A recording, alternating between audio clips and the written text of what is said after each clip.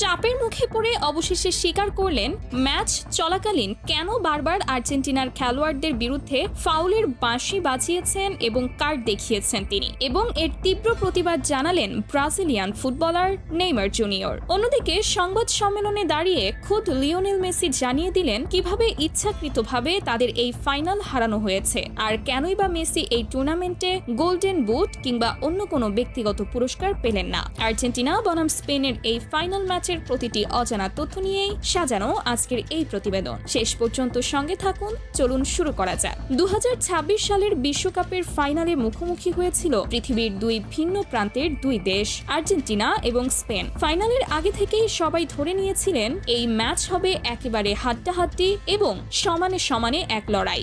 বাংলাদেশ সময় রাত 1টায় শুরু হয় এই মহা গুরুত্বপূর্ণ ফাইনাল। খেলার শুরুটাও হয়েছিল ঠিক তেমনই। আর্জেন্টিনা যথেষ্ট ভালো খেলছিল, স্পেনও নিজেদের সাধ্যমতো ভালো ফুটবল উপহার দিচ্ছিল, কিন্তু খেলার বয়স যখন 10 মিনিট পার হলো তখন থেকেই শুরু হলো এক রহস্যময় পরিবর্তন। আর্জেন্টিনা যেন হঠাৎ করেই নিজেদের স্বাভাবিক খেলার ছন্দ ভুলে গেল। একের পর এক ভুল পাস, উদ্দেশ্যহীন শট, বল কাকে দিচ্ছে কেন দিচ্ছে যেন কিছুই তারা বুঝে উঠতে পারছিল না মাঠে। অন্যদিকে স্পেনের খেলায় ছিল এক অন্যরকম সৌন্দর্য। একের পর এক দীর্ঘ পাস, বল যেন প্রায় সারাক্ষণই থাকছিল তাদের পায়ে। আর্জেন্টিনার ডি বক্স লক্ষ্য করে একের পর এক আক্রমণাত্মক আক্রমণ চালিয়ে যাচ্ছিল স্পেন। অন্যদিকে আর্জেন্টিনার গোলরক্ষক, যাকে সবাই ডাকেন বাজ পাখি নামে, সেই এমিলিয়ানো মার্টিনেজ একের পর এক আক্রমণ ঠেকিয়ে দলকে ম্যাচে টিকিয়ে রাখছিলেন। তবু আর্জেন্টিনা তাদের নিজেদের স্বাভাবিক খেলা দেখাতে ব্যর্থ হচ্ছিল বারবার। এভাবেই খেলার 45 মিনিট পার হয়ে যায়। তখনও স্কোর লাইনে ছিল আর্জেন্টিনা 0, স্পেন 0।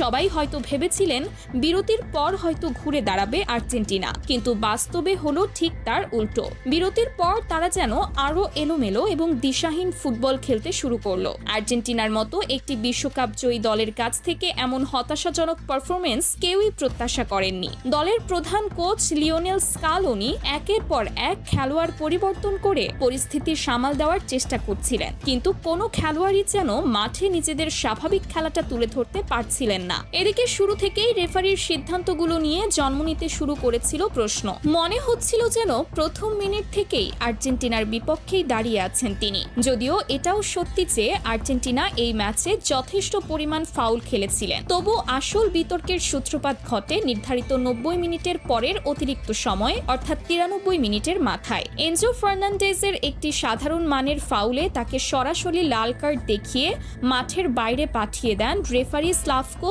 ভিনচিচ।